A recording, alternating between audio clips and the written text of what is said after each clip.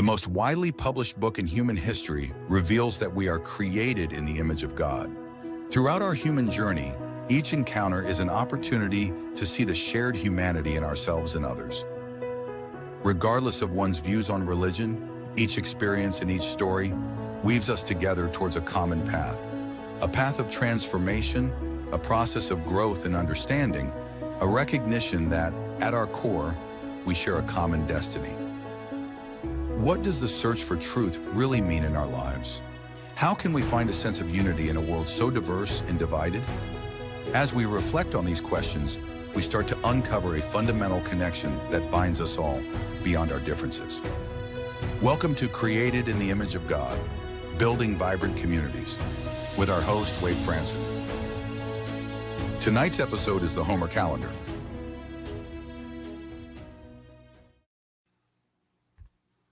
Good evening, everyone, and welcome to Created in the Image of God. Whenever I see that term, the Omer calendar, I'm taken back to my Latin literature in translation class in college with Dr. Kyriakos Stavronidis, a wonderful man, even though he failed me in that class. I was in over my head. But we're not talking about the epic Homer stories from way back when, but a modern hero whose trials and tribulations and journeys have spanned the decades and been just as dramatic as the Homerian legends of yore. And we have a man here with us who started a one concept joke in 2000. And that has become a multi-decade tradition that fuses pop culture, spiritual mindfulness, and a surprising amount of heart. From cease-and-desist letters to Orthodox endorsements, Brian Rosman's journey with the Omer calendar is full of unexpected moments, turns, deep insight, and plenty of dope moments. Let's welcome Brian to the studio. Well, hi, Wade. Thank you so much for the introduction. It's so great to be here. I'm looking forward to this, to our discussion. Well, we've been looking forward to it too. From the moment I first heard about the Omer calendar, and I thought about those moments when I would sit with my, I think, 3-year-old, 4-year-old, don't judge me out there, parents, 3-year-old, 4-year-old daughter watching the Simpsons early episodes with Lisa Simpson there, because she reminded me a little bit of Lisa Simpson. And then when I met you and you shared how you got interested in the Simpsons, which we'll get into here in a minute, I knew I had to have you on the show, and I'm so grateful that you've agreed to be here with us this evening. Yeah, well, I'm really happy to be here, and I'm looking forward to a wide-ranging discussion. I feel it's going to flow in a lot of directions. Indeed it will. But as we often do, we'll start by introducing you to the audience in your own words by telling us about your creation story. Who were you before you took conscious thought? It's my belief, I've shared with you and of course my audience, that there's a purpose for each one of us. We are being crafted in God's image. He is taking a personal interest in us as a father does. And was working with us before before our ego took over and we had our coming of age. So tell us about those early experiences that molded and shaped you. What was the soil you were planted in, and the ingredients that made you who you were before you took control of it? Yeah. So I grew up in Tucson, Arizona, which was, then a small, relatively small southwestern city, pretty far from the mainstream in a lot of ways. Both my parents... I'm going to stop you right there and say, you don't have to give the exact date, but what era, if you don't want the exact year, but approximately when were you born there in Tucson, Arizona? Well, I was born actually in Los Angeles, but we moved to Tucson when I was 2.5 years old. In 1958, I was born. Oh, wow. And my parents are both first-generation American Jews. All four of my grandparents were immigrants from what's called the Pale of Settlement, the Eastern European countries. It's now Ukraine, the particular area they came from. They were Yiddish speaking, came to America as immigrants looking, with millions of American Jews ancestors came from Eastern Europe.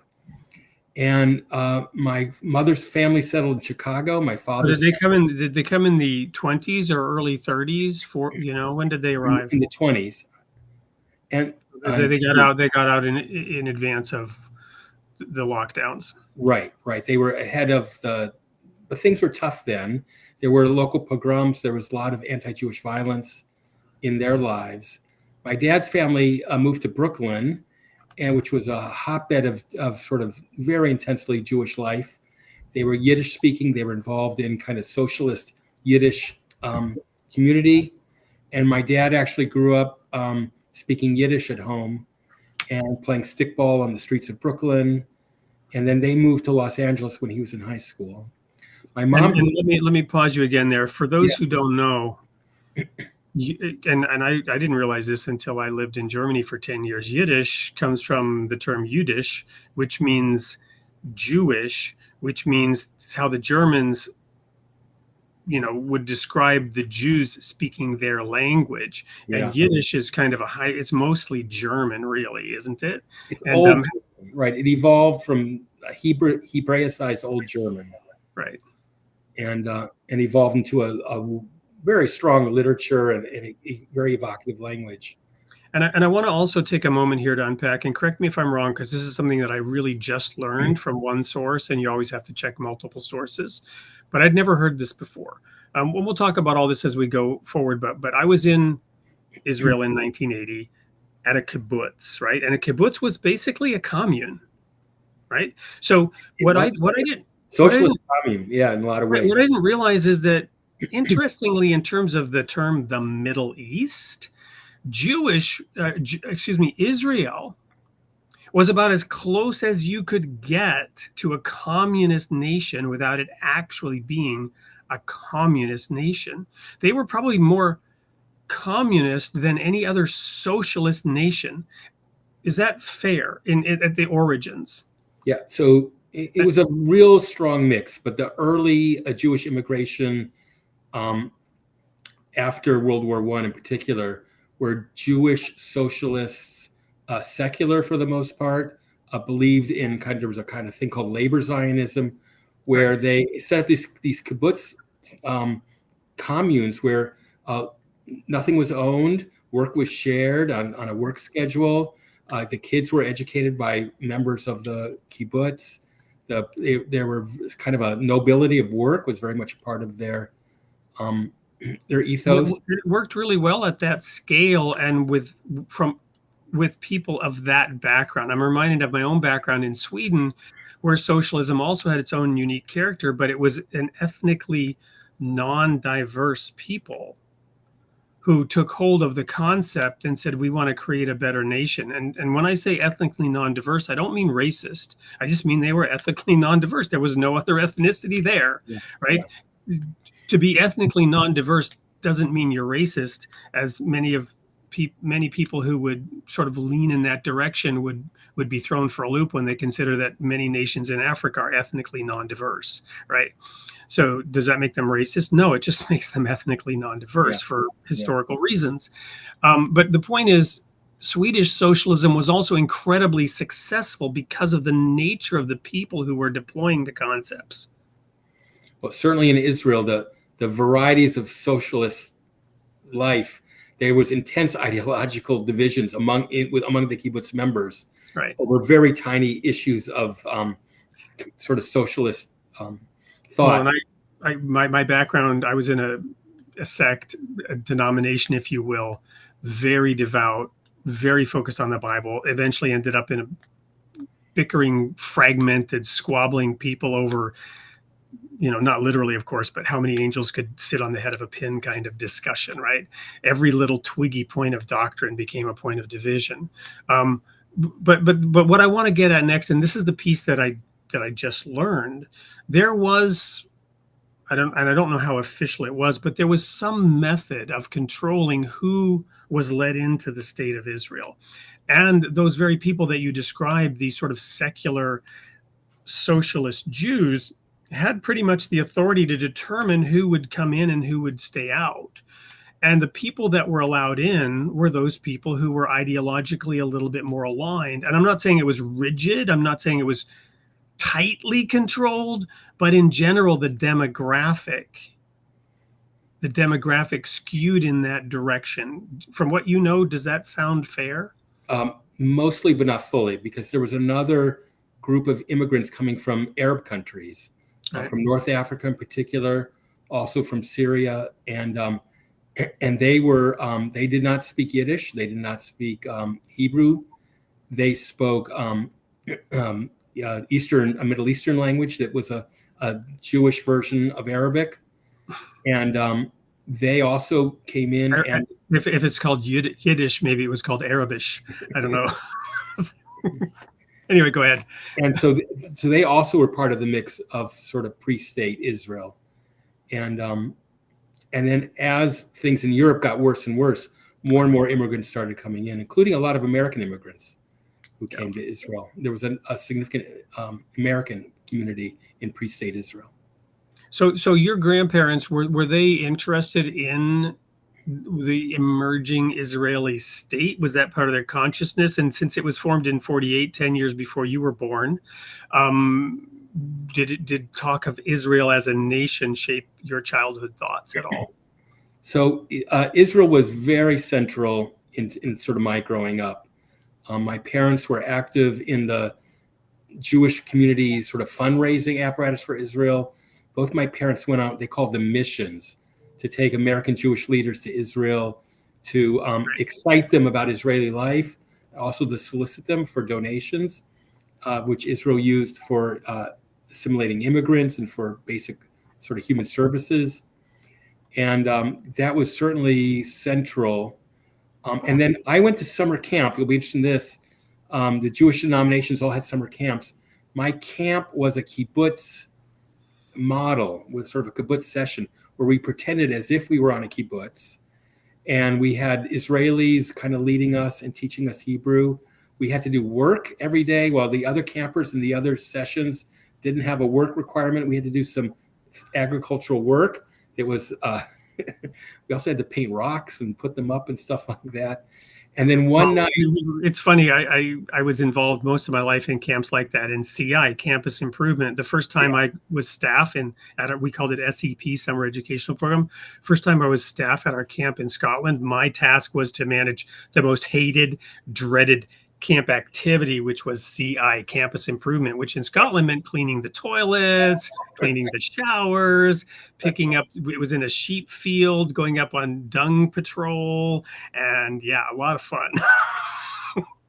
One program they arranged for us was late at night. We had a watch at night, which is something the real kibbutzes did in Israel. And one night, all of a sudden, these invaders came in dressed as though they were Palestinians.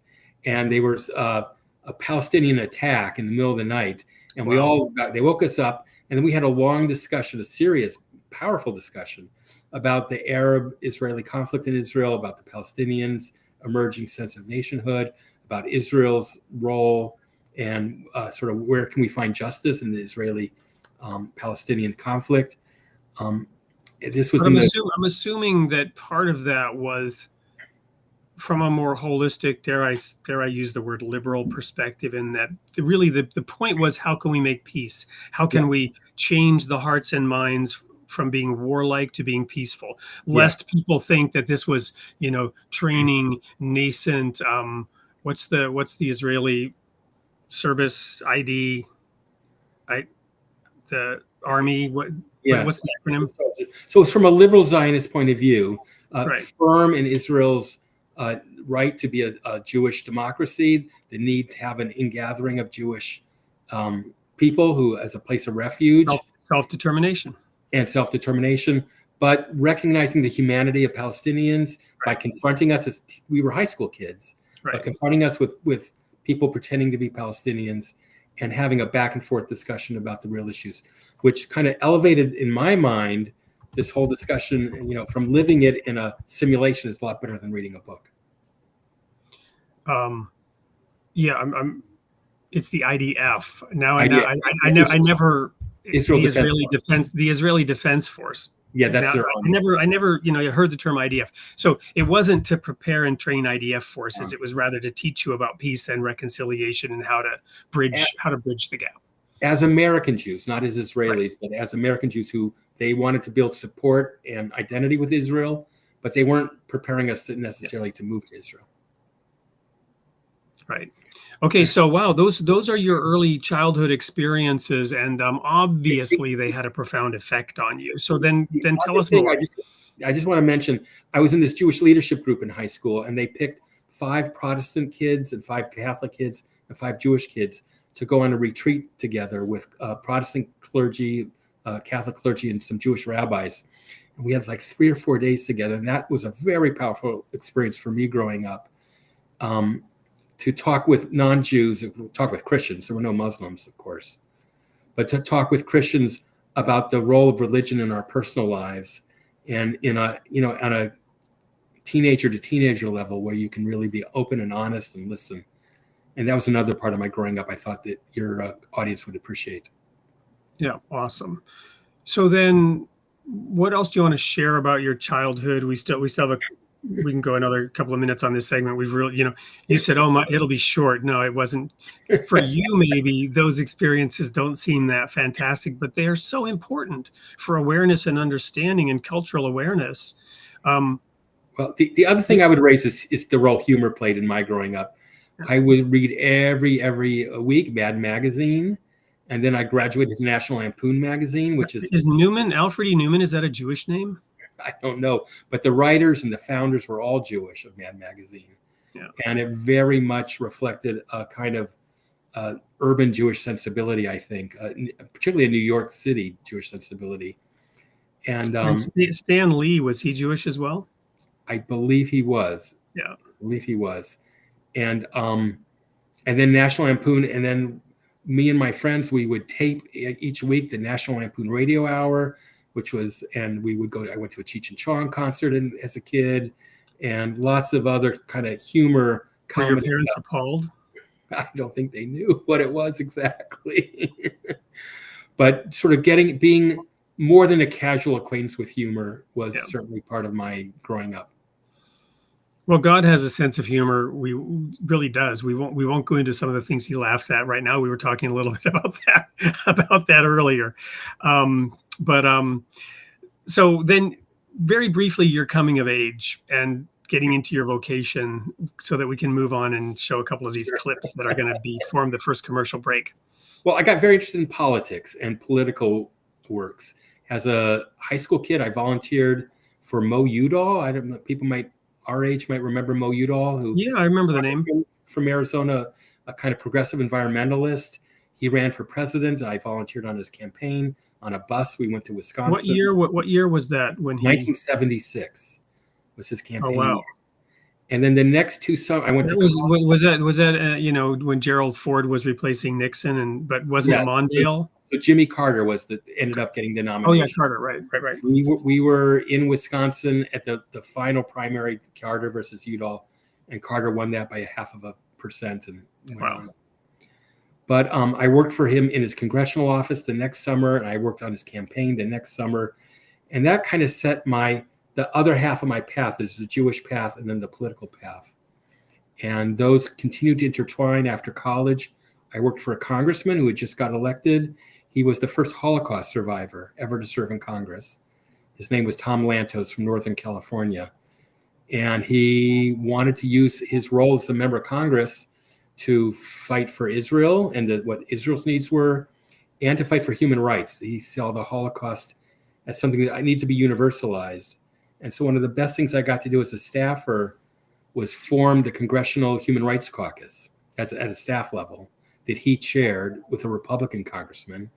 And that Congressman Lantos went on. I left to go to law school, but he went on to be chairman of the Foreign Affairs Committee in the House. And they created the Human Rights Caucus, became an institution permanently, now called the Tom Lantos Human Rights Institute for Human Rights, as a congressional watchdog over human rights permanently, named after the guy I worked for. Wow. Well, we'll have to have you back on the show to talk about all that, because I'm going to go on a slight digression here, very quick. A lot of my audience knows this. I've covered it before, but it's my personal belief that in 1948, coincidentally, the same year the State of Israel was established, the Universal Declaration of Human Rights was established. Right. the book of Matthew is all about judgment, and we're told to judge righteous judgment. The Gospel of Matthew, we're told to judge righteous judgment. We're told not to judge others. We're told that God will judge us according to the standards by which we judge others. So then when it says in Matthew 25, the parable of the sheep and the goats, when the Son of Man comes in his glory, he will judge the nations.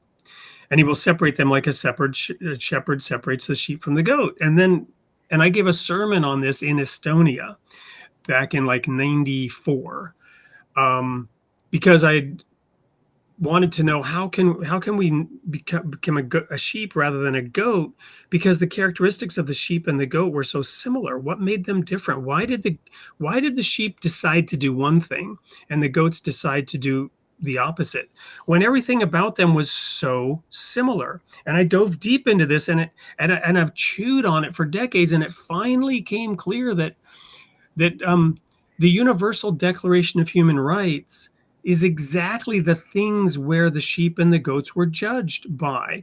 Did you give people water? And at a national level, are you providing clean water for your citizens? Are you providing healthy, safe food?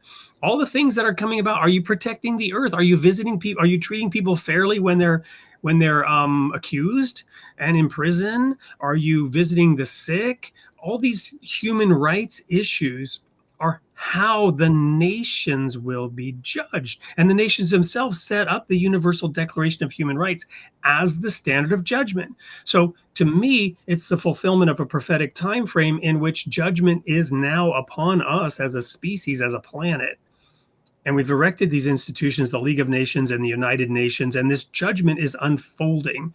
And it's just interesting, the coincidence of the timing of the establishment of the State of Israel, the return of the Jews to the Holy Land, with that Universal Declaration of Human Rights. So we're going to have you back on the show sometime just to talk about all those experiences from your perspective. But feel free to share some comments now, too. Well, I was just going to jump in and say both are connected to the world reaction to the Holocaust.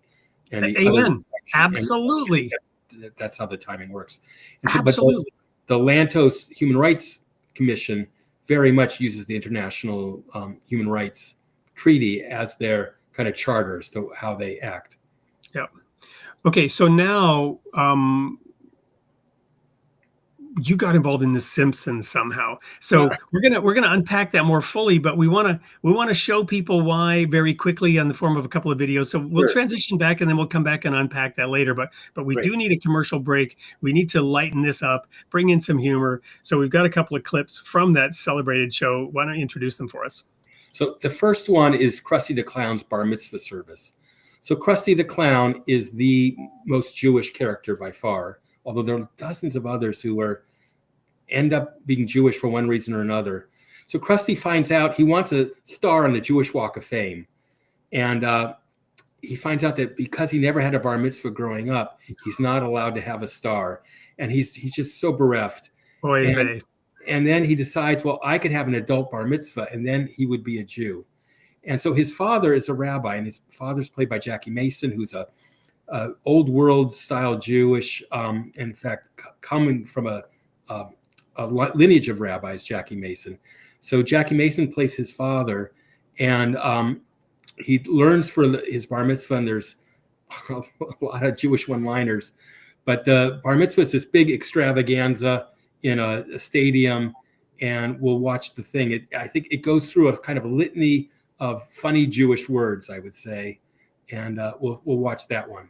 And should I introduce? Thanks for giving some context, because as fans of The Simpsons know, and it's a guilty pleasure of mine, this especially those, not the very earliest seasons, but those really golden seasons, they were so densely packed with layer upon layer of meaning and jokes and information. And thank you for providing context. Yeah. Here we go. Live from Springfield Stadium, it's Krusty the Clown's Wet and Wild Bar Mitzvah. Shalom, Springfield! Shalom! I can't smear you! Shalom! Now to get you in the Bar Mitzvah mood, put your hands together for the Beach Boys! Experience! Mezuzah, menorah, created from the Torah. pastrami, knishes, onto sets of dishes. A church with no steeple for God's chosen people. What you have there from the Beach Boys cover band is just a litany of words that reflect kind of the American Jewish distinctiveness. And we can talk about those, but I love the pastrami knishes on two sets of dishes, a church with no steeple for God's chosen people. It's really gets at kind of American Jewish life in a very real way, but it's hilarious too. Awesome. And let's focus on that for a moment, because this is not a plug. And I'm going to go ahead and I'm going to mirror we talked about mirroring our camera. You'll be mirroring yours here in a second, but let me so undo the mirror. There we go. This is my first book, The People of the Sign.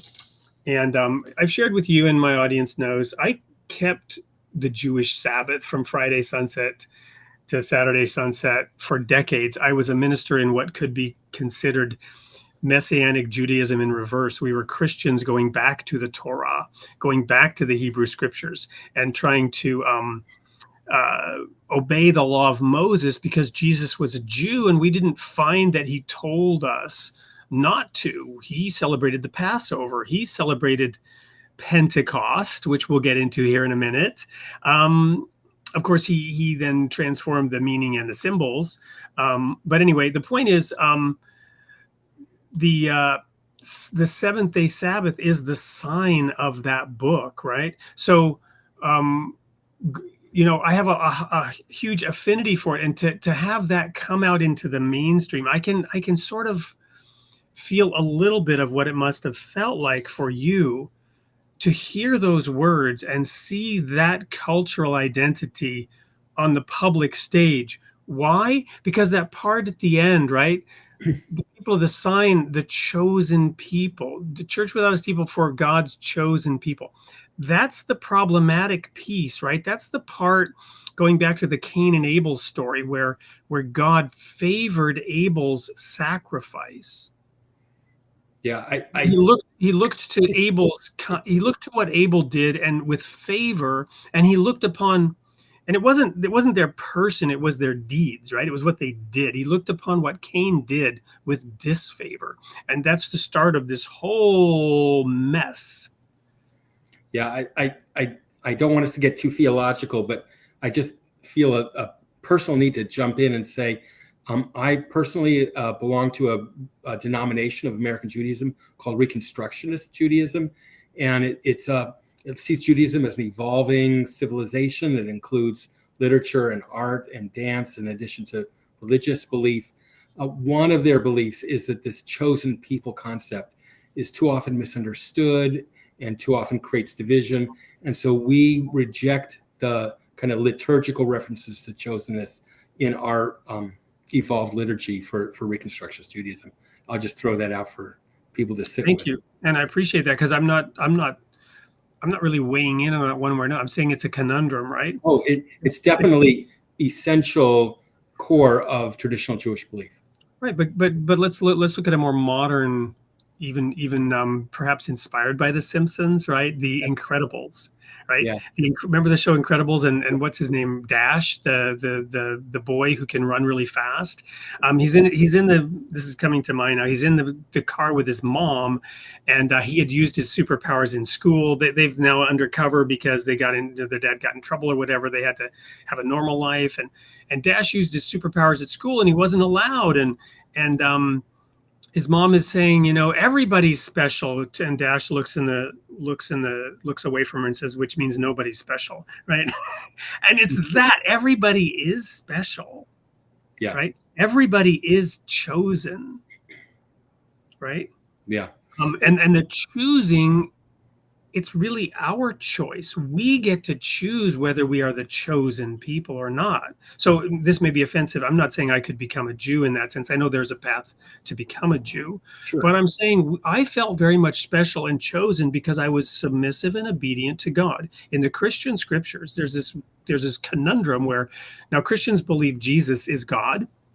And I'm not commenting on that right now at all. But there's this weird verse. If you accept that, then how on earth could it be true that the scripture says Jesus learned obedience through the things he suffered? You could sort of whiffle waffle that away, but why would God need to learn anything, and specifically obedience, right? Right? So, but the point is, it's our choice. We can become the prodigal son by choosing to come back towards the Father. We can also say, give me my inheritance. I'm out of here. I don't want to be a part of that. And God honors that too. Yeah. This gets really complex, and it gets actually beyond my expertise, but I really appreciate the discussion. Awesome. Well, let's go to that next clip. Sure. And you know, all this inspired by The Simpsons, right? Yep. So I love this next little clip. So the next is a few seasons later, Krusty's father, the rabbi, dies. And Krusty is just bereft, of course. And he starts imagining what Jewish heaven is like. And he sees, it's a great things. There are lumberjacks cutting down slices of a kosher pickle forest. And then there's free egg creams at Ebbets Field, where the Brooklyn Dodgers are playing the New York Giants, right? The sort of old Brooklyn. This is my dad. This is how my dad grew up. There's an Oys R Us store, and he sees the Joe Lieberman Presidential Library. This is all in his kind of woozy imagination, thinking about his father at heaven. And then he sees his father coming to him in heaven, looking like Moses, and that's what this clip will show. It's just wonderful. Awesome. This place is amazing. Schmuck! There's no Jewish heaven. Our faith teaches us that once you're dead, that's it, kaput, it's dark, it's cold. It's like that apartment we lived in before I started doing weddings. But you, my son, remain...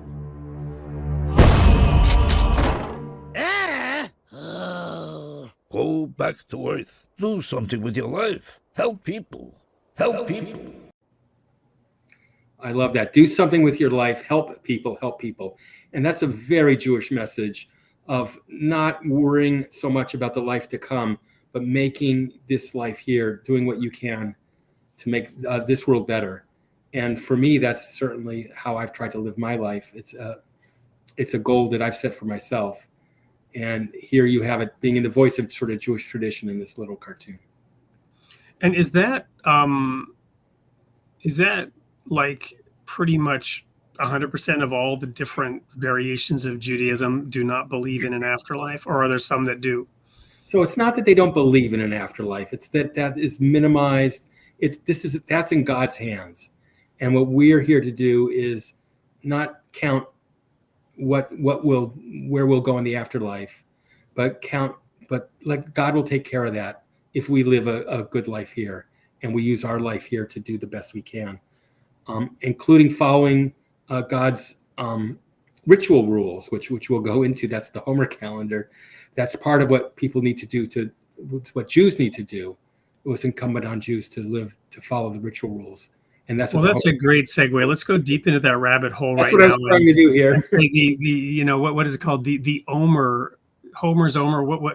Share the joke. Share the joke with my audience. Yeah. So it takes a lot of lead in, but here it goes. Yeah. There's a Jewish ritual called counting the Omer. The Omer actually is a measure. It's about 9 cups. It's a measure of grain. And in ancient Israelite religion, pre-Judaism, during the time of the Bible, of the Jewish Bible, what Christians call the Old Testament. So not necessarily Noah, but Abraham, or no. Post when the Jewish when the Israelite kingdoms, when the prophets were active, and the Jewish temple stood. So there were rituals. The way you expressed your love of God was bringing sacrifice. But during the time of Joshua, and then the judges, and the kings. Yeah. So you expressed your appreciation to God by bringing sacrifices.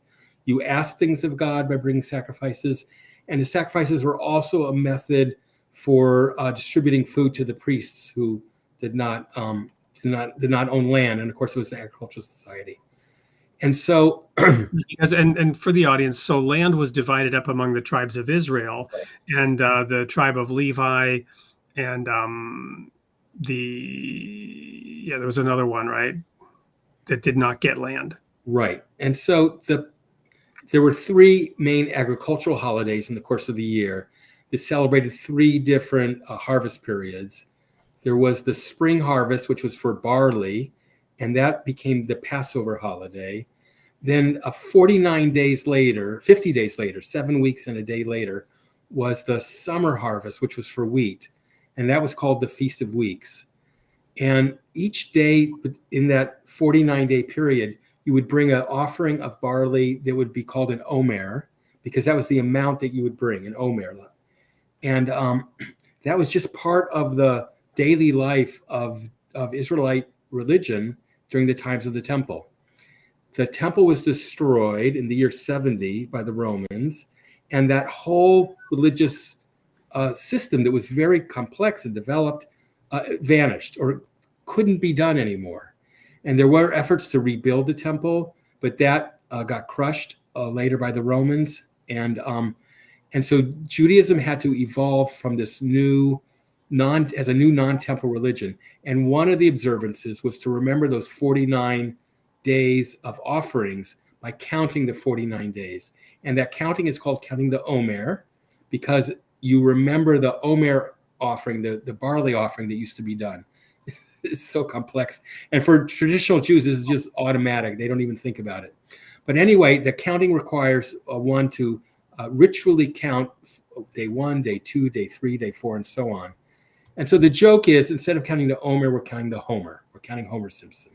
And that's the full joke. But when you see the website and what I have to show you, it got developed into a lot more than that. But when I heard that joke, I said, oh, this is great. Why don't we make something called Counting the Homer? And there would be a Homer Simpson for each of the 49 days instead of just the numbers for the 49 days. Because there are these counting aids that have been developed to help people remember. Because every night you have to stand, you have to say the blessing, and you have to declare how many days and how many weeks for 7 weeks in a row. And that's tough to do 49 days. And is it kind of also like for the kids to add something that's lighthearted to help the kids enjoy it more? Was that part of it? I mean, obviously, The Simpsons works for kids and it works for adults because it's adult humor packaged in a children's package. So I created a website, the Homer Calendar website, which we can talk about. But I did get thank you letters from religious school educators, Jewish religious school educators, saying they were using the calendar with their students to bring some lightness and some a memory aid for counting the Omer to their students. So yeah. And now is the time to reveal your initial interest in The Simpsons. Well, the Tracy Ullman Show, I don't even remember. This was a cartoon that was added to the Tracy Ullman Show in the late 80s, early 90s. Then it spun off into its own show. And like most of America, this was wonderful humor. It was really so, like you talked about the golden days in the early 90s until maybe the late 90s, or 5 to 8 years that people say were just the best. It was so smart. It was so packed, like you said, with jokes. And there was some Jewish life into it. They did in 1991 a parody of The Jazz Singer, which is the first time you learn that Krusty the Clown is Jewish. Krusty's dad has pushed him aside because he doesn't want his son to be a clown. He wanted his son to grow up to be a rabbi. And the Simpson kids try to reconcile the father with the son. And they do that using real Talmudic quotes, like actual verses from the Talmud. And eventually they're reconciled as the happy ending of the show. And from then on, they would have Jewish stuff drop in every year, 2 or 3 times, sometimes obscure things, sometimes very mainstream things. But meanwhile, in the year 2000, I heard about this Homer calendar joke that actually wasn't original to me. Someone else told me. And I just envisioned in my head this website. And this was a time when people were making homegrown websites in the early days of the internet. And I loved being a hobbyist in this stuff. And so I created this crude site. You click on each day, the 49 days, you click on the day, up pops up a different Homer Simpson for that day with the count for that day and how to say it in Hebrew and in English, the ritual explained. And it just took off. And if you want to talk about cease and desist, I can talk about that now, or we can hold that for later. But yeah, no, let's go into that. Well, actually, this is so fascinating that I'm forgetting I have an obligation to some others. So we're going to go to a quick commercial break. Yep. When we come back, we'll talk about the cease and desist letter and maybe share a little bit of background about this next promotional video. And maybe it all ties together somehow in some mystic way. Don't go anywhere. We'll be right back with more of Brian Rosman, counting the Omer, and Homer Simpson. Friendship and laughter and flying kicks. Only together the world we can fix. God's game for different things. And saving the day. Love from above. We may not agree on when to pray, but when we join hands, help us on the way. Crisscross is kind but never weak. He'll blow you away with his other turn sheet. Ninja has the power to analyze 18 ways to stop the bad guy. Taekwon Hindu can hear the words of animals, insects, plants, and birds. Sumo Slim can spin a tail to capture our enemies without fail. Together we're better, we stand for each other, fighting for others for now and forever.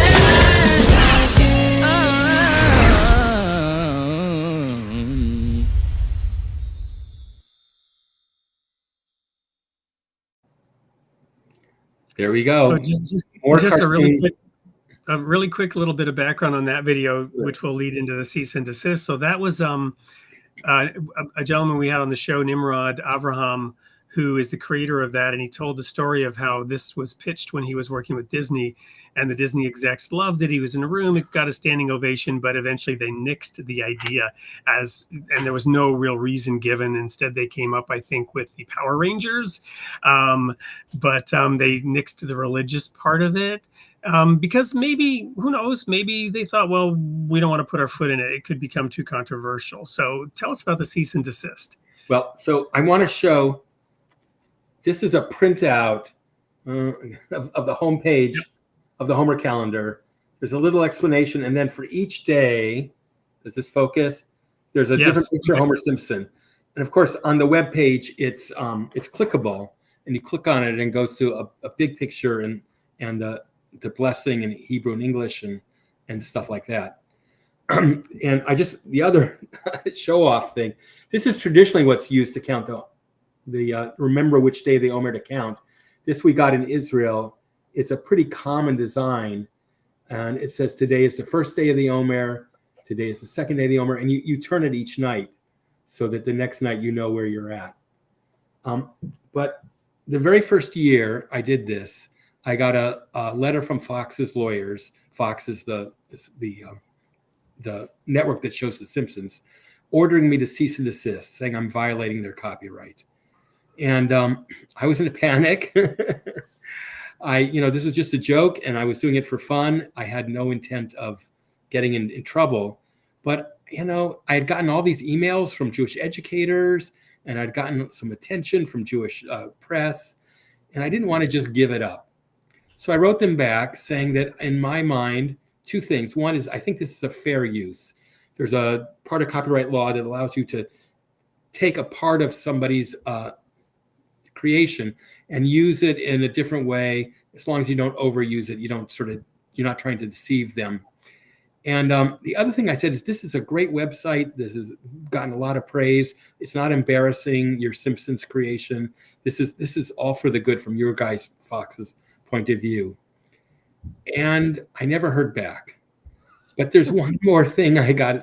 And I kept going. But one thing I did put, you won't be able to see this, but on the bottom of every page, there's a little disclaimer there. I'm acknowledging that the website is copyrighted and trademarked by Fox, and I'm not claiming that I own it and that they still own the copyrights. But one funny thing right here, we don't own the copyrights to the video clips we showed. They're exclusively the property of somebody else, not us. And we're just doing it under the fair use. And I hope they don't shut us down. No. We had a show canceled here recently because of thematic material. But anyway, go ahead. Yeah. The letter I got was dated exactly on the 50th day of the Omer count for that year. It was like they were going to bust the guy, but we're going to wait till he gets his year done. We're not going to stop him in the middle. And I think some lawyer somewhere was sort of being lenient and not trying to stop me in the middle of my tracks. And so I wrote them back, and I've never heard. There are thousands and thousands of Simpsons fan websites. They seem to have backed off going after them. But and this was in the year, so long ago, 25 years ago. Right. So, but that cease and desist thing still weighs on my mind as, and I think I'm all in the good by virtue. Well, you're a law-abiding, Jew, right? We used to describe the Jewish tradition as putting up laws around the laws, which are around the laws, which are around the laws, to make sure that you couldn't possibly even get close to violating the law. The Jewish phrase is a fence around the Torah, Yeah. where they put in sort of a little bit of extra space. Right. And it reminded me, there's a Jewish joke. There's a Jewish fall observance called Sukkot, where you build little huts outside. Oh, yeah, the Feast of Tabernacles. Some in my audience know it because we celebrated it for many years. Yeah. So that observance is supposed to last for 8 days. And there's an old joke about a judge bringing a zoning board against a Jew who raised up this little hut on the outside and giving him 9 days to tear it down. And of course, the holidays only observed for 8 days. So it reminded me of that. Yeah. And I got to share a little joke here since we're talking about humor. You may have heard this. Somebody told me this joke the other day, and they kind of dragged it out. I'll make it really quick. There was a time when there were Jews and Catholics living in the same apartment, and the Jewish wives were making this delicious chicken on Friday, and the smells were like wafting through. And of course, the Catholics only had fish on Friday. And this became an issue, and the Jews were a minority. So they gently but insistently kind of pressured them to stop. And they eventually sort of got them to the point where they were baptized, and then they stopped doing their chicken stuff on Friday. But after a little while, and the thing was, the Catholics said, well, you were born a Jew, you were raised a Jew, but now you're a Catholic. And then lo and behold, a few weeks later, suddenly they're smelling this chicken smell again. And they go to you may have heard this, you're laughing, right? They go to the door and knock, and the father, says, what are you talking about? There's no chicken here. Come see. And so they go into the chicken and they open the pot. They go into the kitchen, they open the pot, and there's a chicken boiling in there. And they're like flabbergasted. What is this? They said, well, it was born a chicken. It was raised a chicken, but now it's a fish. That's great. And the whole God's gang idea and some of this coexistence, and even back to your summer camp, how do we learn, right, to celebrate? And just like the cease and desist order, which was then not rescinded, but coexistence and tolerance was allowed, right? The war was averted. That's really one of the things we're looking for here, right? And does so let me share this question from the audience, from Thomas Fitzgerald. Do you see the Homer calendar as a form of midrash, reinterpreting tradition through modern lenses? So that's just a fabulous question. So midrash is a Jewish word that is the practice of adding on to the stories, particularly Bible stories, but also more than that, and filling in the spaces that aren't necessarily in the text. And this has gone on for thousands of years.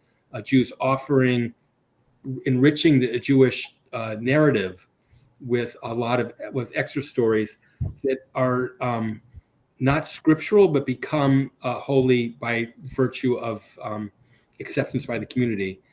And it's kind of presumptuous to say yes, but I feel honored. In some small limited way. In some small limited way, I guess that's what it is. I'm sort of adding on to the way Jews are observed. One of the most treasured responses I got was a Facebook friend. So I post every day during the 49 days on Facebook and on Instagram. On Twitter, I dropped Twitter after it got kind of tough to be there.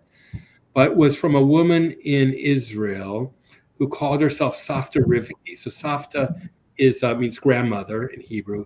And Rivki is a very old-fashioned Orthodox Jewish name, from the old country kind of style of being Jewish.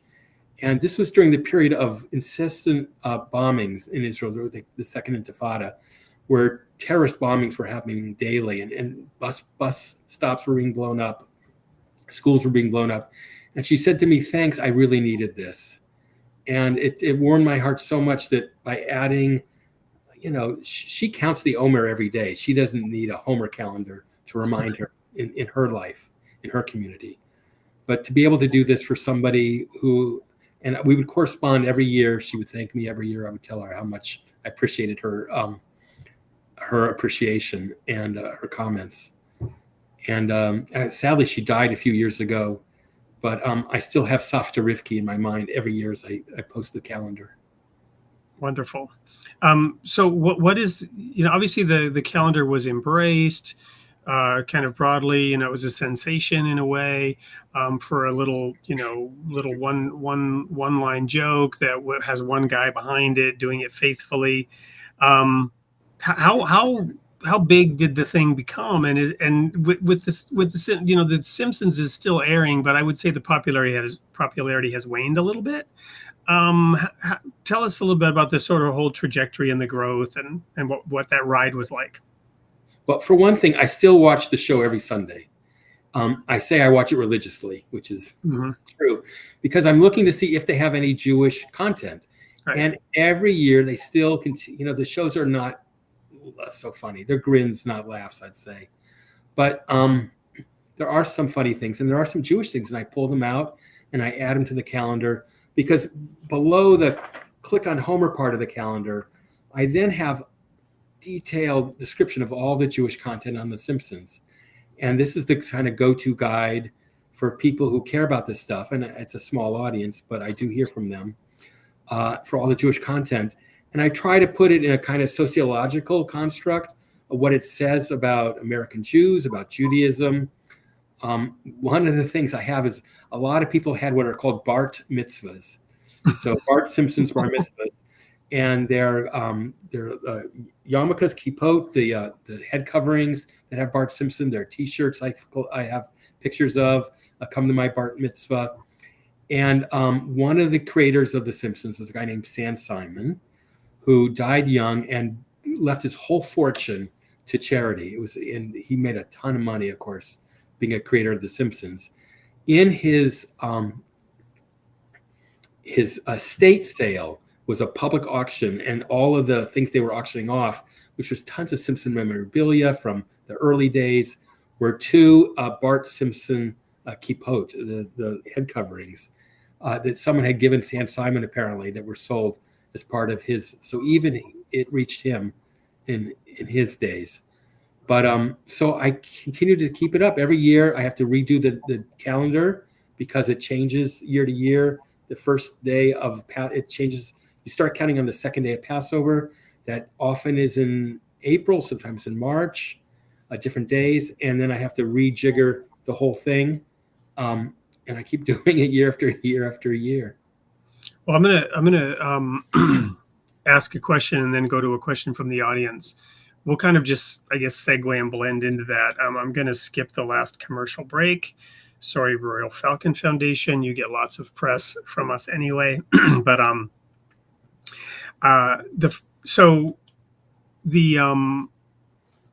shoot, now I lost my train of thought. So I will go to the audience comment and it'll come back to me. The audience question is, I'm wondering why he picked The Simpsons. We skipped over that. I know why, but we didn't actually share your time in Israel and when you started originally sort of thinking of this idea. Yeah, well, it was hearing this Omer joke. It's just a little pun. But we lived in Israel for 2 years in the mid-90s, and our daughter then was 5 years old. And Israel back then had just 2 or 3 TV channels. And I wanted to expose her to American English content because we were watching Israeli kids shows, and The Simpsons was on Israeli TV with Hebrew subtitles. And so I'd watch that with my daughter, and it was good for me to sort of practice Hebrew, to read the Hebrew subtitles along with the show. And she got to love it. So it became a father-daughter thing when she was 5 years old, loving The Simpsons. And that helped me sort of get into the mess. When I heard Omer, it just all clicked instantly. Awesome. And my question was, are there those who don't get the joke, who were irate? So, for example, when The Simpsons first came out, I was actually horrified. I was living in Germany. I don't know if I was already ordained or a young minister and very straight-laced. And I saw this thing, which was a further degradation of American culture, and Bart Simpson as an anti-role model for kids. Why would any parent let their children watch this show? Was my reaction at that time. Have you gotten some who may not have the power to write cease and desist, but telling you should cease and desist from a religious Orthodox perspective? I'm sure people have not seen it as that funny. It's just not looked at it.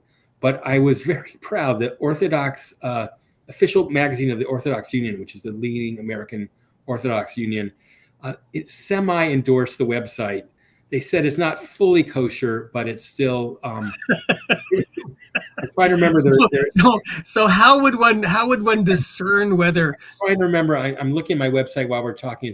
Because I thought kosher had to do with food, but I guess it's applied more broadly than that. Yeah.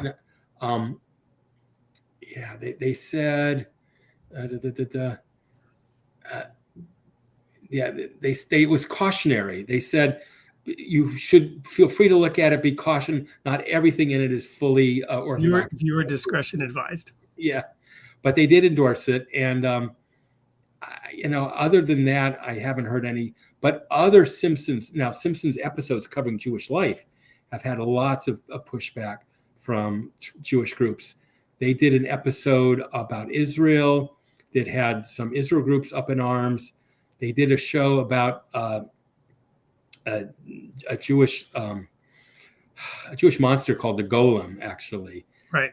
That had a lot of pushback. It's a medieval tale about a magical Jewish monster that was incorporated into a Simpsons episode. Right. And the Golem. This is one reason I brought up Stan Lee.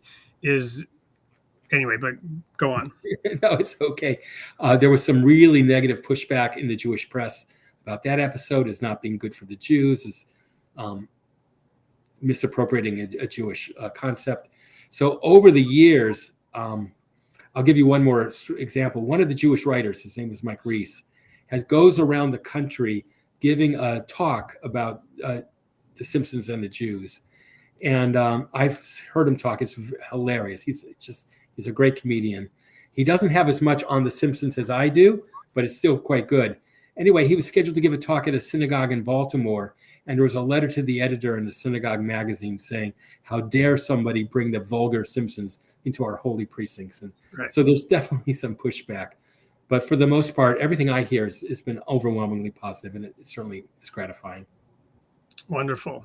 Well, I'm reminded of one of my favorite Jewish jokes. I have a weird sense of humor. But it goes like this. And this is we're leading towards the end of the show. And I'm going to ask you sort of a final question about the Homer calendar, and then ask a more profound question, not to end on a down note. But so I got two questions left. The first one is, starts with this joke. At a Jewish birthday, I'm told, the traditional greeting is Mazel Tov, may you live to be 120. And True. The question is, well, but what do you say on somebody's 120th birthday? And the answer is, have a nice day. So the question is, I'll give you a joke that was on the show. Yeah. There was a bat mitzvah of the superintendent of the school. You discover is Jewish. Her daughter has a bat mitzvah, and it's going. And so the rabbi comes up and tells a joke and says, once there was a synagogue that was infested by squirrels, and he got an extinguisher, couldn't get the squirrels out of the synagogue. So the rabbi gave them all a bar mitzvah, and they were never seen in synagogue again. And it's a joke about Jewish life, how many, many Jews fade away after they reach teen years. Yeah. And, well, it's that way in many religions, is it not? Yes, absolutely, of course. Yeah. But yeah, that's that appeared on the show. That's a whole can of kosher pickles for another time. So so do you see an end to the Simpsons? Will you wind the Homer calendar down at any time? Will you be doing this into your 119th year? Every year I think, oh, it's been enough. I've done 20 years. I've done 25 years. Now this was our 26th year. I think you need to count 50. Yeah, I guess. So every year I think, and then I get these emails saying, oh, are you going to do it again? Oh, we love it so much. So I'm going to have to stop sometime. I do it all by hand. I don't have any fancy help. The other thing that's in my head is maybe AI could do it quicker for me next year, but I haven't tried that yet. Well, you could certainly ask it to compile some things, but you'd have to check because AI hallucinates and will make stuff up. That's right. So for now, I'm sure that it'll be there 2026. Awesome. Thank you. So, there was another question that came up, but let me just go to that concluding question. And it's actually, so we partner with a number of media outlets. One of them is Planksip, and it's a philosophical outlet up in Canada. And they've put this question in, is they chosen? Come on, philosophers, learn to spell. Are they chosen because of how they have suffered?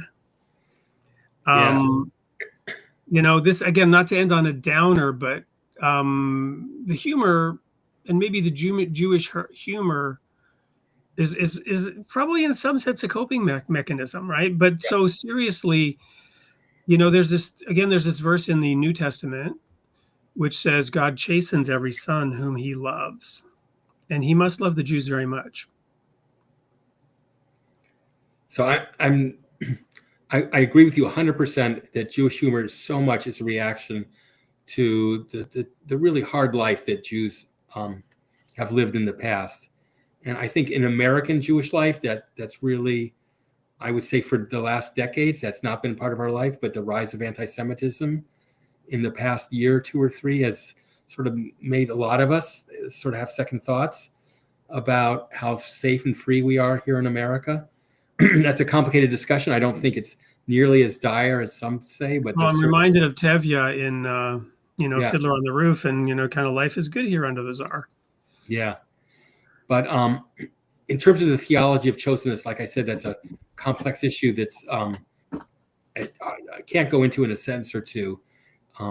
For me, it's also the issue of how you conceive of God as a independent sort of actor in the cosmos, or as something that comes out of our internal sense of what's right and what we need to do.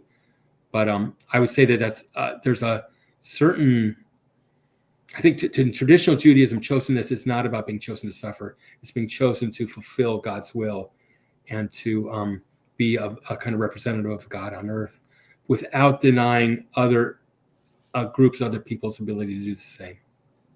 Well, and on the other side, I'm friends with the Imam Kai Abdus Salam, who's founded the Interfaith Library.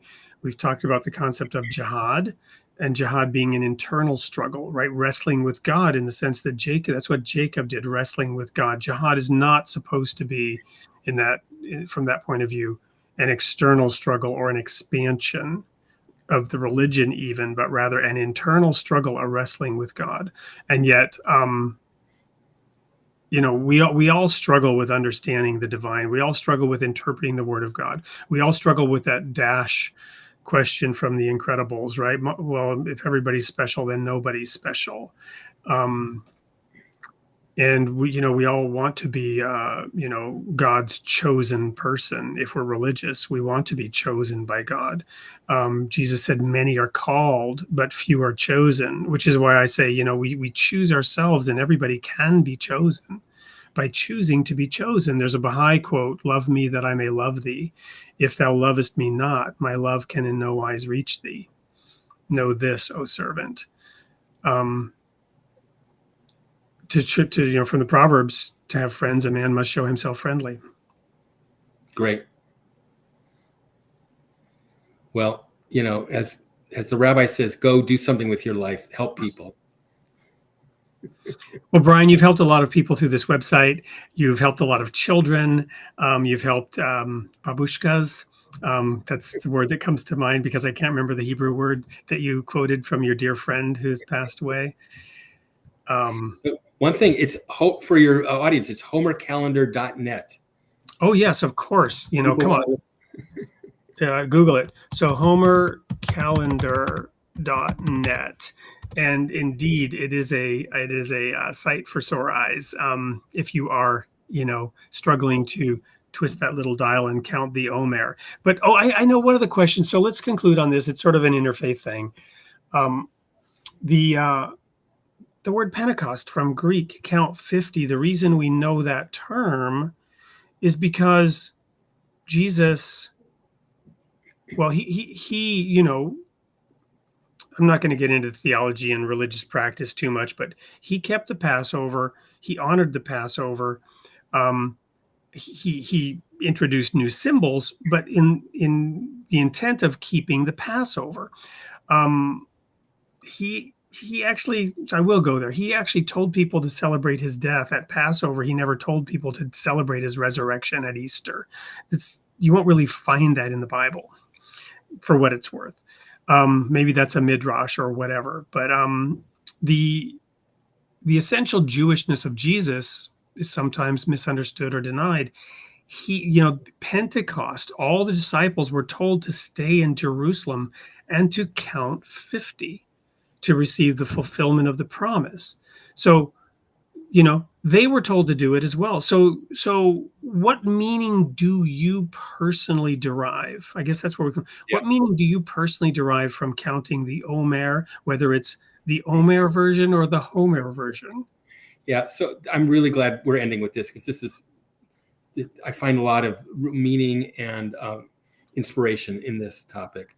So Passover celebrates the Exodus from Egypt, the Jews being liberated from slavery.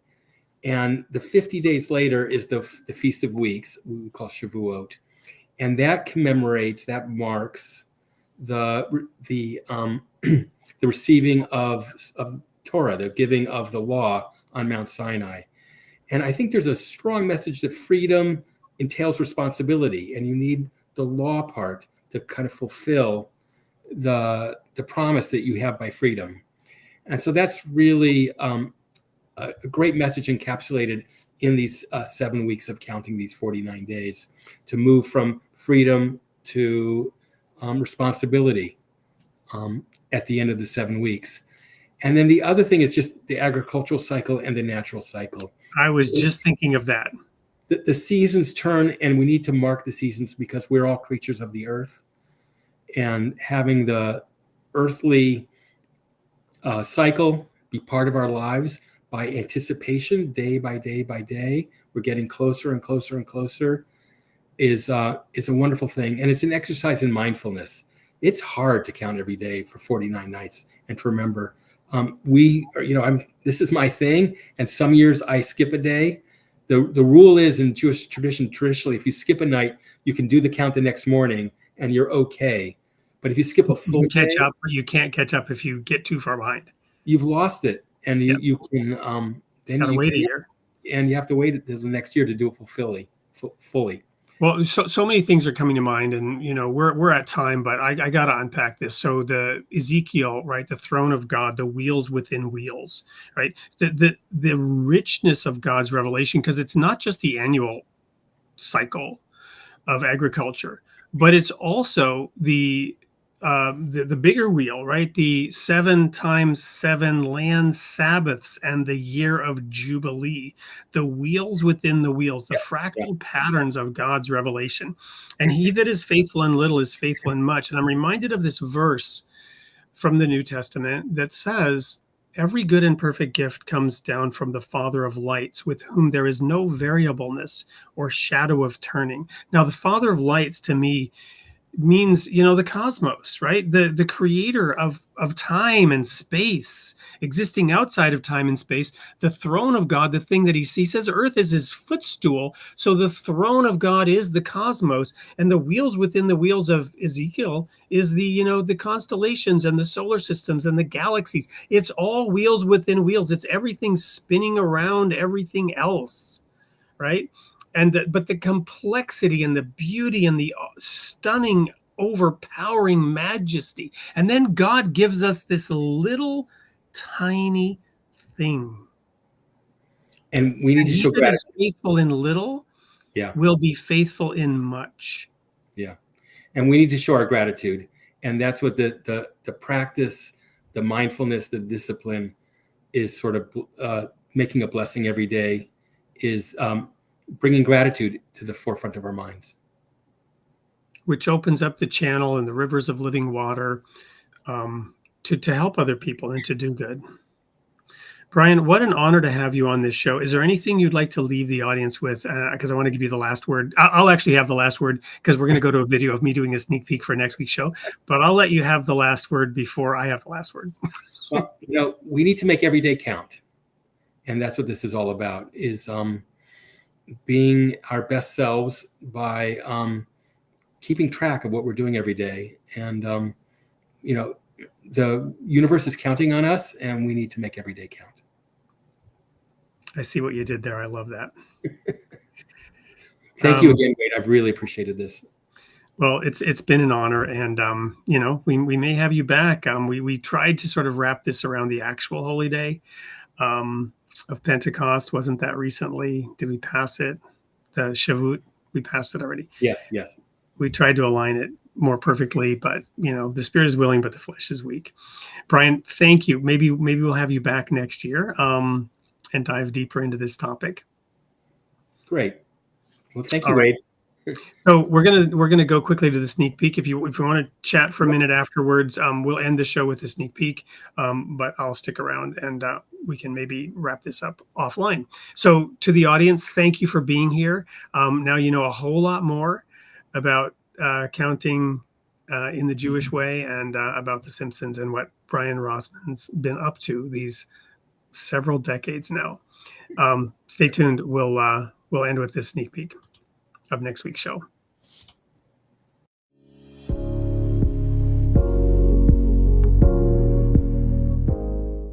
Welcome, everyone. It's Wade Franson with a sneak peek of our 4th of July episode, which will be airing on July 1st, episode 157 of Creating the Image of God. We have a very special guest that I've been talking to over the last few weeks. His name is Scott Arias, and he suffered an accident in Iraq on an oil platform that ended his career with the Navy. But he took that challenge, he took that test, and used it to found a company that employs, I'm assuming, a lot of disabled veterans, but it's a construction company based with a mission, vision, and core principles, all based on biblical values, called ACE Consulting. Welcome to the studio, Scott. Welcome, Wade. Morning, Wade. Well, I think we're titling the show Faith Without Works is Dead, right? Because of your vision and commitment to doing good works. Tell me a little bit about how you incorporate that into the vision and mission of your business that you founded. Well, the vision for our company is simply we're in the business of building the kingdom. So the words speak the message, both with our hands, our treasure, our talent, and our time. So you've had success with this. Tell us a little bit about the success you've had. When was it founded, and where are you at now? So I founded the company in 2008, and we, up until we actually started to turn a profit, I was barely making ends meet. And then we decided that we were going to start, tithing 10% of what we made beyond what we do personally and to the company. And that led into a fund we call the BBK Fund, the Business of Building the Kingdom Fund, which our employees, some of our employees will commit to. We call it the 5% Club. They commit to it, and then we take that money and we go out to our community and try to autonomously help people for God, to show our faith. And we do the same thing, not just with our money, but with our time and our talents. We have a construction talent, so we'll go out and we try to help people do things. We're working on redoing a floor for an elderly lady right now. So that's, and then of course our time, we commit our time, not only commit our time, but also commit our time in a workplace environment to praise God. And I'll give you a great example here. We have a Bible in every single conference room, and before every single meeting, we pray. People can say what they want. If people don't want to pray, that's fine. But I choose to pray, and that for some reason puts us at a center point before us moving forward. So that's wonderful. And it's very exciting to hear that you've implemented that and are having success with it. I would say that today, the idea of, pay it forward, do good, it's well accepted, but there's also there's a wind that kind of blows against doing it in the name of religion, doing it in the name of God, doing it in the name of Jesus and a Christian faith. Have you found resistance to this approach as you've gone about believing that faith without works is dead and focusing on doing good works in the name of God, in the name of Jesus, in the name of Christianity, if you will? Now granted, I live in Kentucky. So I mean, and Kentucky is in the Bible Belt, but so you might have more problems if you were in a different location getting it off the ground. Yes, but we also are a worldwide organization, and we've had a little bit of pushback, but generally people forget about the silent 90%, right, or 95, or whatever you want to call it, and unfortunately, I'm busy living my life trying to do good for God, and I don't have a chance to go out there and protest and do everything else. I got to go to work. So I mean, and so that's it. Anyhow, so that's that. We've had some pushback. We also had some pushback from people that say, well, we don't want to accept anything from you because you're a Christian-based organization. And I said, I'm not a Christian-based organization. I'm just a Christian man trying to do something good because of my faith. And that's it. And if you don't want to accept it, that's fine. But that's my goal is show my love for to the works I do, and it's not about me, it's not about you, so but you would believe it or not, I've had people ask me, so what's your angle? And I was like, what do you mean? And they're like, what's your hidden agenda? Yes, what is it? And I was like, I really honestly I don't have one. I wouldn't be where I am today, and I wouldn't be alive today if it wasn't for my faith. So, I'm just trying to do what it can us to do. It's, faith through works. Now that granted, that doesn't mean I don't do it to get to heaven. I know that's a common, belief in, the modern Christian church. I shouldn't say modern Christian church. I don't know that to be the case because I'm not a pastor, but there's a lot of people who believe I do this, I get that, but it doesn't work like that. It doesn't. I'm doing this out of gratitude for what Jesus Christ has done for me, not because I can get more. It's more blessed to give than to receive, but if you give to receive, you're not giving at all. Absolutely. All right. Well, with that, we're out of time for the sneak peek. There's so much more that we're going to talk about. There's so much more to unpack in this show that will be airing on July 1st at 8 p.m. Central Time, Created in the Image of God with Scott Arias. Faith without works is dead. Be there. We'll see you then.